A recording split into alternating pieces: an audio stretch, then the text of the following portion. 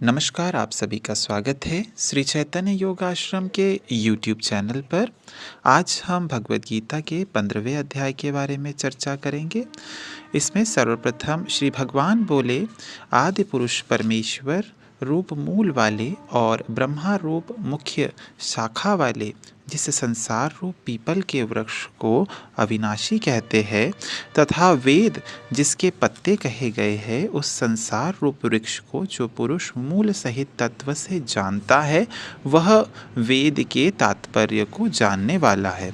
उस संसार वृक्ष को तीनों गुणों रूप जल के द्वारा बड़ी हुई एवं विषय भोग रूप कोपलों वाली देव, मनुष्य और तिर्यक आदि योनि रूप शाखाएं नीचे और ऊपर सर्वत्र फैली हुई है तथा मनुष्य लोक में कर्मों के अनुसार बांधने वाली अहंता, ममता और वासना रूपी जड़ें भी नीचे और ऊपर सभी लोकों में व्याप्त हो रही है।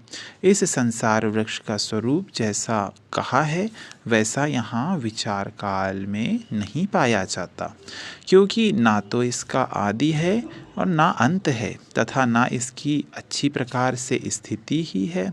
इसीलिए इस अहंता, ममता और वासना रूप अति दृढ़ मूलों वाले संसार रूप पीपल के वृक्ष को दृढ़ वैराग्य रूप शस्त्र द्वारा काटकर उसके पश्चात उस परम पद रूप परमेश्वर को भली भांति खोजना चाहिए, जिसमें गए हुए पुरुष फिर लौटकर संसार में नहीं आते और जिस परमेश्वर से इस पुरातन संसार वृक्ष की प्रवृत्ति विस्तार को प्राप्त हुई है, उसी आदि पुरुष नारायण के मैं शरण हूँ। इस प्रकार दृढ़ निश्चय करके उस परमेश्वर का मनन और निधिध्यासन करना चाहिए, जिनका मान और मोह नष्ट हो गया है, जिन्होंने आसक्ति रूप दोष को जीत लिया है, जिनकी परमात्मा के स्वरूप में नित्य स्थिति है और जिनकी कामनाएं पूर्ण रूप से नष्ट हो गई है, वे सुख दुख नामक द्वंद्वों से विमुक्त ज्ञानी जन उस अविनाशी परम पद को प्राप्त होते हैं। जिस परम पद को प्राप्त होकर मनुष्य लौटकर संसार में नहीं आते, उस स्वयं प्रकाश परम पद को ना सूर्य प्रकाशित कर सकता है, ना चंद्रमा और ना अग्नि ही। वही मेरा परम धाम। इस देह में यह सनातन जीवात्मा मेरा ही अंश है और वही इस प्रकृति में स्थित मन और पांचों इंद्रियों को आकर्षण करता है। वायु गंध के स्थान से गंध को जैसे ग्रहण करने ले जाता है, वैसे ही देहादि का स्वामी जीवात्मा भी जिस शरीर का त्याग करता है, उससे इन मन सहित इंद्रियों को ग्रहण करके फिर जिस शरीर को प्राप्त होता है उसमें जाता है। यह जीवात्मा श्रोत्र, चक्षु और त्वचा को तथा रसना, घ्राण और मन को आश्रय करके अर्थात इन सब के सहारे से ही विषयों का सेवन करता है।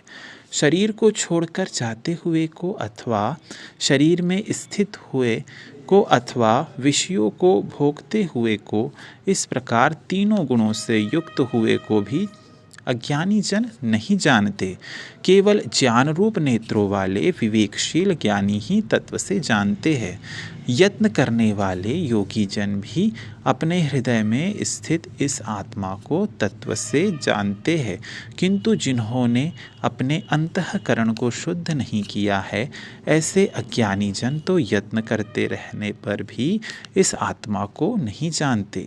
सूर्य में स्थित जो तेज संपूर्ण जगत को प्रकाशित करता है तथा जो तेज चंद्रमा में है और जो अग्नि में है, उसको तू मेरा ही तेज जान और मैं ही पृथ्वी में प्रवेश करके अपनी शक्ति से सब भूतों को धारण करता हूँ और रस स्वरूप अर्थात अमृतमय चंद्रमा होकर संपूर्ण औषधियों को अर्थात वनस्पतियों को पुष्ट करता हूँ।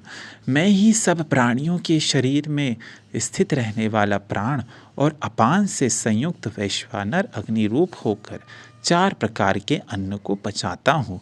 मैं ही सब प्राणियों के हृदय में अंतर्यामी रूप से स्थित हूँ तथा मुझसे ही स्मृति, ज्ञान और अपोहन होता है और सभी वेदों द्वारा मैं ही जानने के योग्य हूँ तथा वेदांत का कर्ता और वेदों को जानने वाला भी मैं ही हूँ। इस संसार में नाशवान और अविनाशी भी ये दो प्रकार के पुरुष है। इनमें संपूर्ण भूत प्राणियों के शरीर तो नाशवान और जीवात्मा अविनाशी कहा जाता है। इन दोनों से उत्तम पुरुष तो अन्य ही है, जो तीनों लोकों में प्रवेश करके सबका धारण पोषण करता है।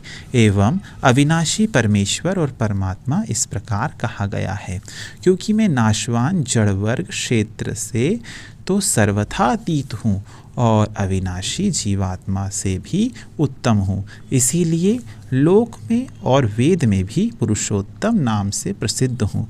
भारत, जो ज्ञानी पुरुष मुझको इस प्रकार तत्व से पुरुषोत्तम जानता है, वह सर्वोच्च पुरुष सब प्रकार से निरंतर मुझ वासुदेव परमेश्वर को ही भजता है। हे निष्पाप अर्जुन, इस प्रकार यह अति रहस्य युक्त गोपनीय शास्त्र मेरे द्वारा कहा गया। इसको तत्व से जानकर मनुष्य ज्ञानवान और कृतार्थ हो जाता है। इस प्रकार श्रीमद् भगवद गीता का 15वां अध्याय पुरुषोत्तम योग समाप्त होता है। धन्यवाद।